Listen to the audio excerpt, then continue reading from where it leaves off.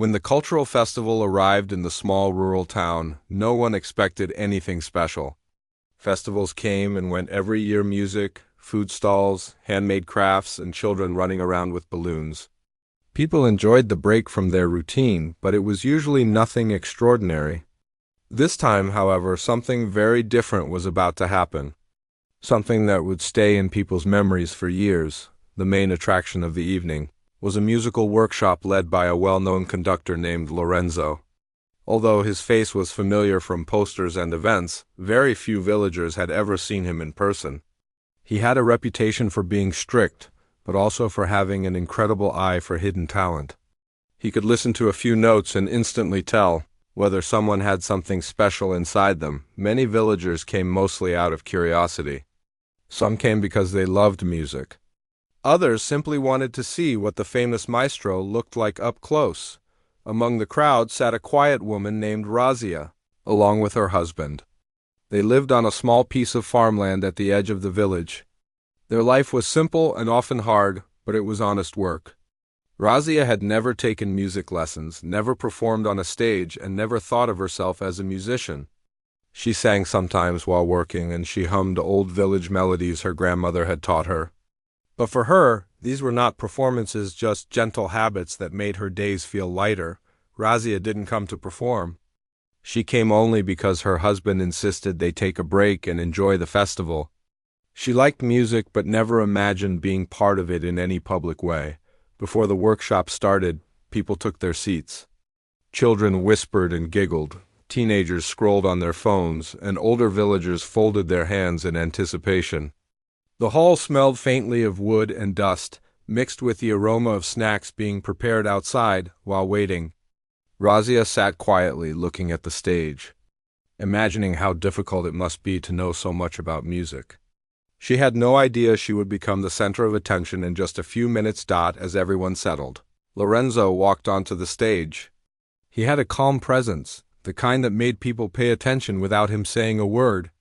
After greeting the audience, he began explaining the power of simple melodies, how music is not only about training, but also about the emotion behind it. His voice was firm yet warm, and the audience listened carefully. During a short break between demonstrations, something unusual happened.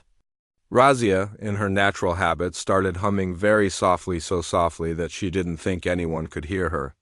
It was a tune her grandmother used to hum when she cooked or braided Razia's hair, a timeless folk melody with no name, passed down through generations. But Lorenzo was a person who could hear things others missed. While discussing an instrument with a few children in the front row, he suddenly stopped and turned his head slightly. As if he had caught a sound floating through the air, he asked someone nearby, "Who is humming?" The question surprised everyone. Some looked around with confusion, others with curiosity. Razia froze. She didn't think her voice was loud enough for anyone to notice, especially not the Maestro. Lorenzo searched the faces in the audience until his eyes stopped at Razia. She looked away shyly, hoping he would move on. But instead, he walked off the stage and approached her row. "You," he said gently, not unkindly. "Would you mind coming forward?" The audience became completely silent. People looked at Razia as if she suddenly carried a secret none of them had known. Her husband whispered, "Go if you want. No pressure." Razia felt her heartbeat in her throat. She had never stood in front of a crowd in her life. She didn't know the rules of music or the techniques people talked about. She only knew her simple melodies. She shook her head slightly. But Lorenzo spoke again, even more kindly this time. "I heard something honest in your voice." "Simple, but honest? Would you come and show the audience what natural feeling sounds like?" The room seemed to shrink. Razia felt every eye on her. Her palms grew sweaty, and for a moment she wished she had stayed home. She didn't consider herself special in any way. She didn't believe she had anything worth showing to a hall full of people, but something in Lorenzo's tone was different. He wasn't forcing her. He wasn't demanding anything. It was more like he had discovered something beautiful and simply wanted others to hear it too. Razia slowly stood up, her knees uncertain. The wooden floor creaked as she walked toward the stage. Some people nodded encouragingly. Others whispered things like, I didn't know she could sing, or what is he doing asking a farmer's wife to perform? When she reached the stage, she felt small under the lights. The old harmonium sat there, waiting. She had played one only a few times in her life, usually at family gatherings or small prayers at home. She had never played in front of strangers. Lorenzo leaned closer and said softly, so only she could hear, "Don't worry about the technique. Just play the way you feel. Music is not always about perfection. Sometimes it is about honesty." Her hands trembled as she sat down. She looked around and saw the audience watching carefully. She felt like she was standing at the edge of a cliff, deciding whether to jump or run away, but then she remembered her grandmother's warm voice. The way she used to stroke Razia's hair and hum that melody during long summer afternoons. That memory calmed her. She placed her fingers gently on the keys. She looked at Lorenzo one last time. He nodded. Razia took a deep breath. The first note she played was soft, almost too soft. The sound echoed gently through the hall. She pressed another key, then another. The melody began to form. Slow at first, almost hesitant, but then steadier as her confidence grew. The audience watched in silence. They didn't hear a professional performance. They didn't hear perfect timing or flawless technique. What they heard was something pure music that came from years of life experience. Struggles, joys, losses, and memories. With every note, Razia felt her fear melt a little. Her body relaxed. Her fingers moved more freely. She was no longer performing for a crowd. She was simply remembering a piece of her childhood and sharing it. Without meaning to, the sound filled the room in a way no one expected. It wasn't loud, but it touched people. Some leaned forward without realizing it. Others closed their eyes to enjoy it fully. A few whispered to each other. Impressed by how natural and heartfelt the music felt, Lorenzo stood quietly at the side of the stage, arms crossed, listening deeply. He looked almost amazed, not because of technical skill, but because of the emotion behind the melody. He had spent his whole life training musicians, teaching them to express feeling through technique. Yet here, in front of him, stood a woman with no formal training, playing with a sincerity he rarely saw. As Razia continued, her confidence grew even more. Her voice joined the harmonium in a soft hum, blending into the melody. It wasn't planned. It just happened naturally. The audience didn't move, afraid to break the spell. By the time she reached the end, her hands were steady and her breathing had calmed. The final note lingered in the air. For a few seconds after she finished, the entire room remained silent. Everyone seemed almost stunned. Razia looked around nervously, unsure of how she did. She felt vulnerable, exposed, like she had shared something deeply personal without meaning to. Lorenzo stepped forward slowly, his expression thoughtful and moved.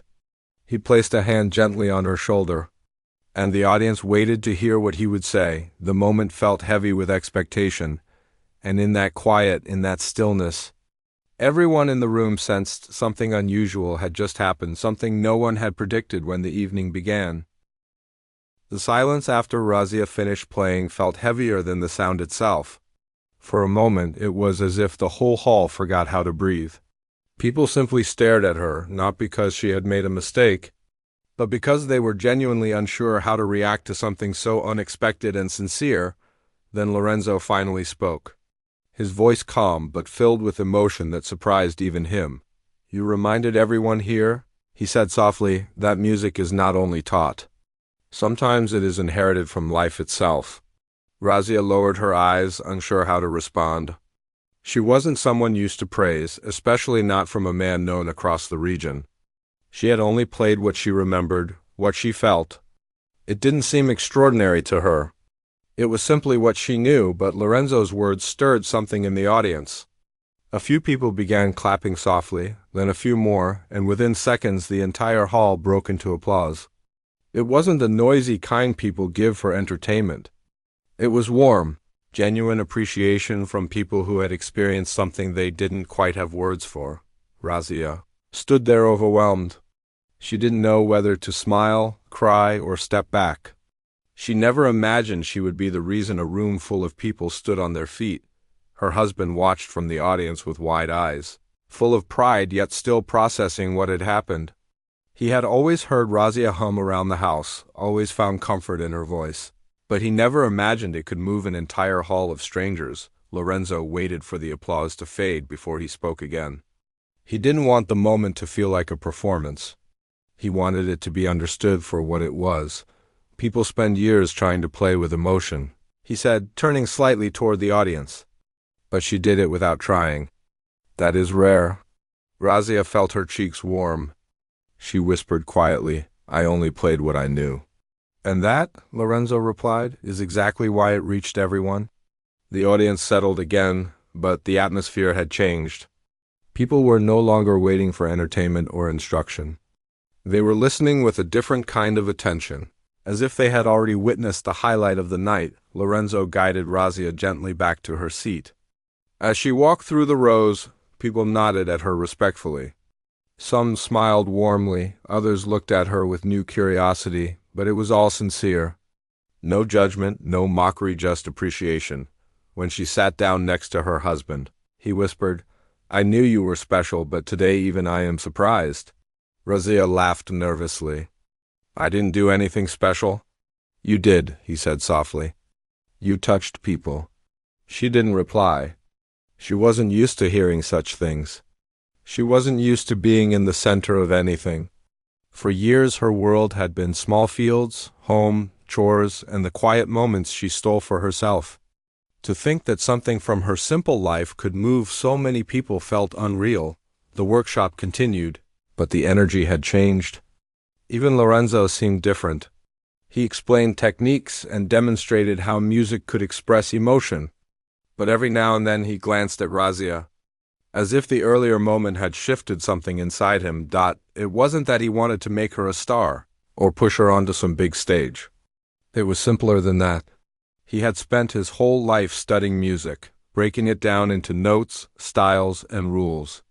Yet, after all those years, a woman with no training reminded him of something he almost forgot, that the heart matters just as much as the hand. When the workshop finally ended, people slowly began to leave the hall. But instead of rushing out, many stopped near Razia. Some thanked her quietly. Some told her they never knew someone from their small village could play like that. One older woman even said the melody reminded her of her childhood. Razia didn't know what to say, so she simply smiled politely. She wasn't used to attention, and certainly not the kind that made people emotional. Outside the hall, the evening air was cool. The lights from food stalls flickered in the distance. Children laughed as they chased each other between the stalls. Unaware of the moment the adults were still talking about, Razia and her husband stepped out slowly. She felt lighter, yet not fully grounded.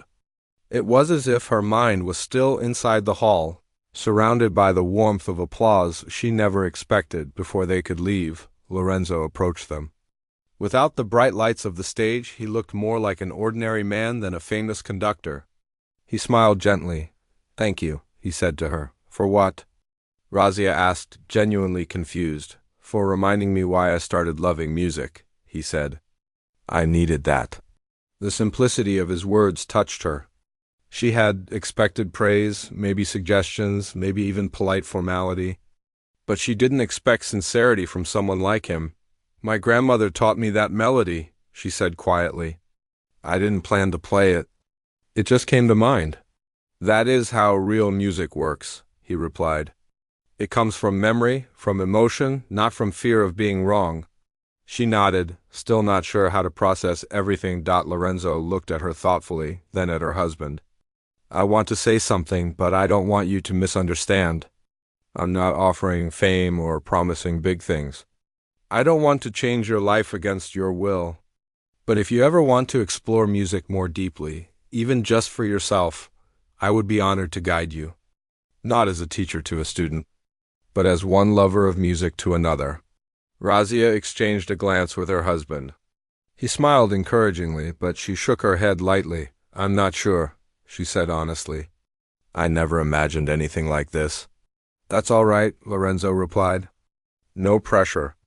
Just know the door is open. He didn't insist. He didn't push. He simply left the choice in her hands. The same way he had left the music earlier. As he walked away, Razia stood there thinking. She wasn't dreaming of stages or concerts. That wasn't who she was. But she did feel something she hadn't felt in years, a small spark inside her, a quiet sense of possibility. Not fame, but expression. Not success, but connection. Her husband placed his hand on her shoulder. "You don't have to decide anything now," he said softly. "Let your heart take its time." They began walking home. The road was dark but calm, lit only by the dim festival lights fading behind them. The quiet of the night felt comforting after all the noise and attention. As they walked past the fields, Razia kept replaying the moment in her head, the hush of the hall, the trembling of her hands, the growing confidence in her fingers, the warmth in people's eyes.